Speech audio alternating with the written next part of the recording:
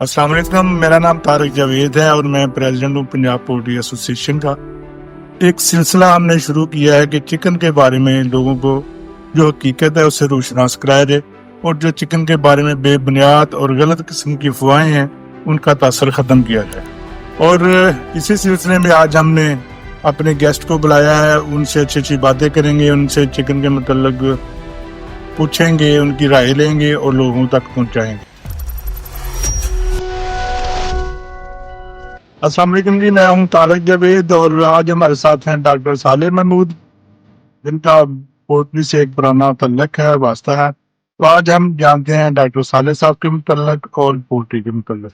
جی doctor صاحب السلام علیکم۔ جی طارق صاحب السلام علیکم۔ کیسے ہیں آپ؟ ٹھیک اللہ کا بہت شکر جی۔ آج آپ کو اس لیے یہاں تکلیف دی ہے کہ ہم پولٹری کے متعلق آپ کی انفارمیشن سے اپنے کنزیومر کو آگاہ کریں اور وہ آپ کی انفارمیشن سے استفادہ حاصل کریں۔ تو سب سے پہلے تو یہ بتائیں کہ چکن ہے کیا؟ طارق صاحب ایک تو میں سب سے پہلے تو بہت ممنون ہوں کہ آپ نے مجھے موقع دیا اپنے اس چینل پہ آنے کا، اور پولٹری کے بارے میں جو تھوڑی بہت معلومات ہے وہ عوام تک پہنچانے کا ایک ذریعہ وہاں پہنچایا۔ میں بہت مشکور ہوں آپ کا۔ آپ کا یہ سوال چکن کیا ہے بڑا امپورٹنٹ اور اہم سوال ہے۔ اب بنیادی طور پہ انسان کا جو امپورٹنٹ ترین اس کی زندگی کا جو اہم تقاضا ہے وہ خوراک کا حصول ہوتا ہے، اور غذا انسان کی زندگی کا سب سے اہم ضرورت ہے۔ غذا کے بغیر زندگی غذا کے بغیر زندگی ممکن نہیں ہے۔ جہاں پہ آپ کی دیگر ضروریات زندگی ہے وہاں پہ غذا آپ کی زندگی کا ایک اہم جزو ہے، اور انسان کی جو تقاضا ہے وہ غذا کے حصول میں ہی ہوتی ہے۔ تو جو روایتی جو انسان کے بعد ہی بڑھتی گئی دنیا میں انسان کی آمد سے، تو انسان کی جو روایتی غذائیں تھی خوراکیں تھی وہ آہستہ آہستہ کم ہوتی گئی اس کی ضروریات کو پورا کرنے کے لیے۔ تو ماہرین نے جینیٹیکلی، جو جینیٹکس کے ماہرین ہیں، انہوں نے مختلف ایکسپیریمنٹ سے جو روایتی مرغیاں تھیں ان کے مختلف کلاسز سے ایک ایسی جینیٹیکلی بریڈ تیار کی جس کے اندر یہ پوٹینشیل ہے کہ وہ بہت جلدی بڑھوتری کرتی ہے، اور وہ اس کے اندر پروٹین کی کانٹینٹ اور جو نیوٹریشنل ویلیوز ہوتی ہے وہ روایتی چکن سے بہت بہتر ہوتی ہے۔ چکن بیسیکلی انہیں ماہرین کی تعاون کا نتیجہ ہے کہ جو انسان کی پروٹین اور لامعیاب کی ضروریات کو پورا کرنے کے لیے بنایا گیا ہے۔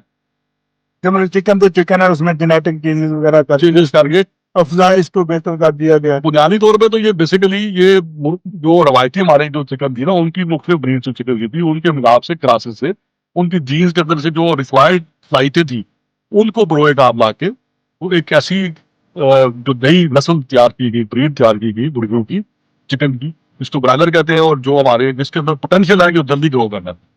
اچھا، اس میں یہ بتائیں کہ ایک دیسی چکن ہے، ایک برائلر چکن ہے، اس کے ٹیسٹ میں تو تھوڑا سا فرق ضرور ہوتا ہے۔ کیا اس کا پروٹین لیول اور انرجی لیول اور دوسرے جو وٹامن وغیرہ ہیں وہ ایک ہی جیسے ہیں یا اس میں بھی کوئی کمی بیشی ہے؟ ہاں، یہ ایک عوام میں ایک بڑی غلط فہمی پائی جاتی ہے کہ لوگ کہتے ہیں کہ جو دیسی چکن ہے وہ غذائیت کے حساب سے بہتر ہوتا ہے، حالانکہ سائنٹیفکلی اس کی کوئی حقیقت نہیں ہے۔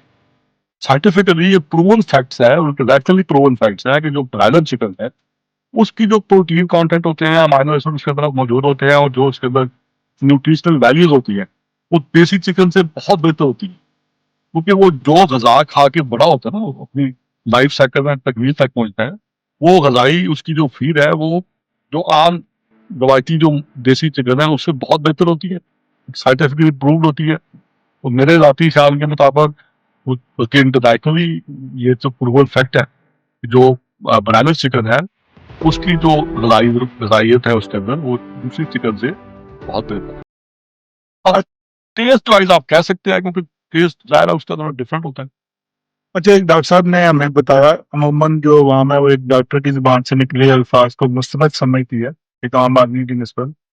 ایک ڈاکٹر صاحب نے ہمیں بتایا کہ چکن کو غذا خالی سمجھ کے نہیں کھانا چاہیے، اس کو ایک میڈیسن کے طور پہ بندوں کو استعمال کرنا چاہیے، تو وہ ایک ضرورت ہے انسانی جسم کی نشو و نما کے لیے۔ اس میں مطلب جو پروٹین ہے، جو وٹامن کے لیول ہیں، دوسری تیسری چیزیں ہیں، وہ انسانی جسم کی ضرورت ہے، اور اس کے بغیر اس کی ڈیفیشنسی کوئی دوسری پروٹین شاید پوری نہیں کر پا رہی۔ تو چکن کو ایک غذا کی بجائے ایک میڈیسن کے طور پہ لینا چاہیے۔ تو میں بھی آپ سے یہ پوچھنا چاہتا ہوں کہ ڈاکٹر صاحب، آپ ڈاکٹر صاحب کی حیثیت سے یہ بتائیں کہ کیا چکن کھانا ضروری ہے؟ جی بالکل، بہت اچھا آپ کا یہ آپ نے جو سوال کیا ہے. جو چکن ہے وہ نہ صرف ایک غذا ہے، خوراک ہے، بلکہ وہ بہت سی بیماریوں کا پریونشن بھی ہے، اس کا علاج بھی ہے اور اس کا تدارک بھی ہے، بڑا مؤثر آتا ہے. جو چکن ہے وہ آپ کے اندر اس کے جو امائنو ایسڈز ہیں وہ اس لیول کے ہوتے ہیں جو بہت جلدی آپ کے اندر پروٹین کی کمی کو پورا کرتے ہیں. اس کے اندر جو وائٹامنس کی مقدار ہوتی ہے وہ آپ کے اندر جو وائٹامن ڈیفیشنسی ہے اس کو پورا کرتی ہے. اور اسپیشلی آئرن کی ڈیفیشنسی مختلف بیماریوں میں، اس میں حاملہ خواتین کے لیے چکن کھانا بہت ضروری ہے. جو بچے ہیں چھوٹی ایج کے جو بڑھوتری کے فیز میں ہوتے ہیں ان کے لیے چکن ایک بہت اہم غذا ہے. اور میں سمجھتا ہوں کہ اللہ تعالیٰ نے انسان کے لیے دیگر غذائیں پیدا کی ہے، اس میں چکن سب سے اہم اور اولین غذا ہے. اچھا، آپ نے حاملہ خواتین کا ذکر کیا تو اکثر یہاں ایک ٹیکا قسم کے ڈاکٹر ہیں جو سوشل میڈیا پہ پاپولر ہونے کے لیے شاید بہت ساری رنگ چیزیں بھی بولتے رہتے ہیں. تو یہ تاثر پیدا کر دیا گیا کہ چکن کھانے سے، خاص طور پر برائلر چکن کھانے سے خواتین کے، لڑکیوں کے چہرے پہ بال اگاتے ہیں، ان کی ارلی بلوغت ہو جاتی ہے. یا اس میں بھی کوئی حقیقت ہے یا یہ صرف سوشل میڈیا پہ لائکس دینے کے لیے یا سنسنی بنانے کے لیے یہ خبریں بنائی جاتی ہیں؟ یہ کچھ تھا کم علمی اور جہالت کا یہ ہے نتیجہ. جن لوگوں کو برائلر کے بارے میں مکمل معلومات بھی نہیں ہوتی اور اس کو اس کی افادیت اور اس کے بارے میں پتہ بھی نہیں ہوتا، وہ اپنے لائکس، اس طرح نے کیا لائکس کے لیے اور ایک سنسنی پیدا کرنے کے لیے عوام میں گمراہ کن قسم کی افواہیں اور اس طرح کی معلومات جو ہیں وہ عام کرتے ہیں. اس کا حقیقت سے دور دور تک کوئی تعلق نہیں. یعنی یہ جو خواتین ہیں اور جو بچیاں ہیں ان کے اندر جو بڑھوتری کے ہارمونز ہیں ان کا اس برائلر کی گوشت سے اور اس کی پروٹین سے کوئی لنک نہیں ہے. وہ تو ایک اپنا ان کا ایک فنامنا ہوتا ہے. اور دوسرا یہ جو چہرے میں بال اور اسکن کے جو مسائل کے اوپر کچھ ہمارے ڈاکٹرز تو نہیں کہنا چاہیے ان کو، نیم حکیم ٹائپ لوگ، وہ جو یہ باتیں کرتے ہیں تو یہ بھی بالکل بے بنیاد اور بے گمراہ کن پروپیگنڈا ہے. اس میں کوئی تعلق نہیں کرتے. نہیں متیم خطرہ نہیں خطرہ جہاد ہوتے نا جو کہتے ہیں. اچھا، ایک یہ بھی تاثر پیدا کیا گیا لوگوں میں کہ جو برائلر چکن کی خوراک ہے اس میں ہارمونز ہیں، اسٹیرائڈز ہیں، وہ خراب غلط قسم کی ہے، اس میں نامناسب چیزیں شامل کی گئی ہیں. تو اس کے متعلق آپ کیا کہیں گے؟ یہ ہمارے ایک استاد تھے جب میں ٹی وی میں کہہ رہا تھا، خوشی صاحب، وہ کہتے تھے کچھ تو ہوتے ہیں بکرات ہوتے ہیں اور کچھ بطخے ہوتے ہیں. بطخے ان کو کہتے ہیں جن کی معلومات مکمل نہ ہو، نیم حکیم ٹائپ. یہ میرا خیال ہے کسی ایسے بطخے کی بڑی دور کی کوڑی ہے جو وہ لے کے آیا ہے. جو نہیں،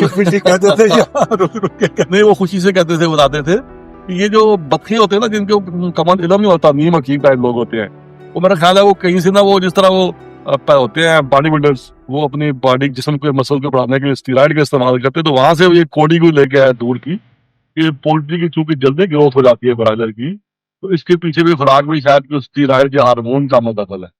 حالانکہ یہ بالکل بے بنیاد پروپیگنڈا ہے. اسٹیرائڈز کا اور ہارمونز کا پولٹری کی فیڈ کے ساتھ کوئی تعلق نہیں ہے، نہ ہی کوئی فیڈ مدر استعمال کرتا ہے. اسٹیرائڈز ایک مہنگا ترین کیمیکل ہوتا ہے، میڈیسن میں یوز ہوتا ہے. اس کا ہارمونز بہت مہنگے اور ایکسپینسو ہوتے ہیں، اور پولٹری فیڈ میں تو سوال ہی نہیں پیدا ہوتا، اکنامیکلی ممکن ہی نہیں ہے کہ کوئی فیڈ کو اتنا ایکسپینسو کرے اور وہ اسٹیرائڈ کا استعمال کرے. یہ جو برائلر جلدی 6 ہفتوں میں 1.5 کلو کا یا 2 کلو کا ہو جاتا ہے، اس کے پیچھے ایک تو اس کے جینیٹکس کا عمل دخل ہے. جینیٹک کی وجہ سے کچھ بچے جلدی بڑھنے کی صلاحیت رکھتے ہیں، لمبا قد کر لیتے ہیں، کچھ اپنی مرضی خوراک کھا لے وہ ہائٹ تک نہیں پہنچتے. تو اس کے اندر یہ صلاحیت ہے اس کی جینیٹکس میں کہ یہ جلدی گروتھ کرتا ہے. اور اس کی جو خوراک ہے وہ انتہائی اسٹینڈرڈ کی ہوتی ہے، سائنٹیفکلی پرووڈ ہوتی ہے، اور جو انٹرنیشنل اسٹینڈرڈ ہے خوراک ہے پولٹری کا، اسی کو مد نظر رکھتے ہوئے ہمارے یہاں فیڈ ملر خوراک بناتے ہیں جو پولٹری کا استعمال ہوتا ہے. اچھا، جینیٹک چینج سے میں نا عام کنزیومرز کو ایک بات ایک ایگزامپل کے طور پہ بتانی چاہتا ہوں کہ آپ لوگوں نے مکئی کے سٹے جو ہیں وہ دیکھے ہوں گے، آج سے 5-10 سال پہلے بھی دیکھے ہوں گے، وہ آج کل بھی دیکھ رہے ہوں گے کیونکہ ہم ریڈیو سے لے کے کھاتے ہیں، آپ گھر میں بھی آتے ہیں استعمال کے لیے. تو پہلے ایک سٹا ہوتا تھا نا، اس میں کئی دانے چھوٹے ہوتے تھے، کئی بڑے ہوتے تھے، کوئی جگہ خالی ہوتی تھی، کوئی کسی طرح سے کدھر تو گئے ہوئے تھے. پر اگر آج کل آپ ایک سٹا مکئی کا جو ہے بھٹا کہنے سٹا کہنے اس کو پکڑے نا، تو وہ بڑی تفصیل سے دانے اس کے جڑے ہوتے ہیں، اور کوئی ایک جگہ بھی خالی نہیں ہوتی. تو اس سے اس کی پروڈکشن بھی بڑھتی ہے اور اس کی ظاہر ہے یہ سارا کچھ جینیٹک چینجز کی وجہ سے ہی ہوا ہے. تو اسی طرح جینیٹک چینجز میرے خیال میں چکن میں ہوئی ہیں. ان جینیٹک چینجز کی وجہ سے ہی چکن کی جو افزائش ہے وہ 6 مہینوں کی بجائے 6 ہفتوں میں یا 7 ہفتوں میں ہو جاتی ہے. تو لوگ جو اس کو برا سمجھتے ہیں کہ یہ اتنی جلدی بڑا کیوں ہو جاتا ہے. تو یہ ساری یہی سائنس کے تجربات ہیں, سائنس کی کامیابی ہیں. تو میرا خیال ہے اس کو برا نہیں سمجھنا. نہیں, یہ تو دیکھیں یہ ایک خوشائند بات ہے. جیسے آپ نے دیکھا کچھ عرصہ پہلے 1 ایکڑ میں جو گندم ہوتی تھی اس کی پیداوار بڑی بات اسی طرح سے ہوتی تھی نا میم.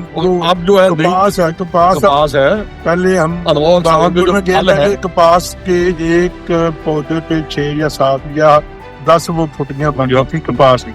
اب وہ 100 بن رہی ہیں. ساری یہ جینیٹک انسانی حیات کے لیے مطلب کی گئی ہیں. اور اس کو ایک اچھا سمجھنے کی بجائے اس کو ایک برا تاثر دے کے لوگوں کے سامنے یہ ایک نا بنیادی طور پہ چونکہ معلومات جو ہے عوام کی دسترس میں نہیں ہوتی, صحیح معلومات درست معلومات, اس کا فقدان ہے.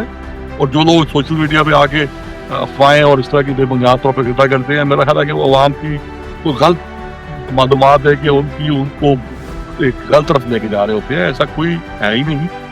بس ہماری گفتگو کا مقصد بھی یہی ہے کہ عوام تک وہ چیز چاہیے جو حقیقت ہے, جو عوام کے مفاد میں کی گئی ہے, نہ کہ سنسنی پھیلانے کے لیے بے بنیاد خبریں پھیلائی جائیں اور اس کی صورت میں اپنے ذاتی مفاد لیے جائیں اور ذاتی مفاد کے لیے لوگوں کو گمراہ کیا. ڈاکٹر صاحب آپ کا بہت بہت شکریہ. آپ کا بہت شکریہ جی آپ کی بتانے کا.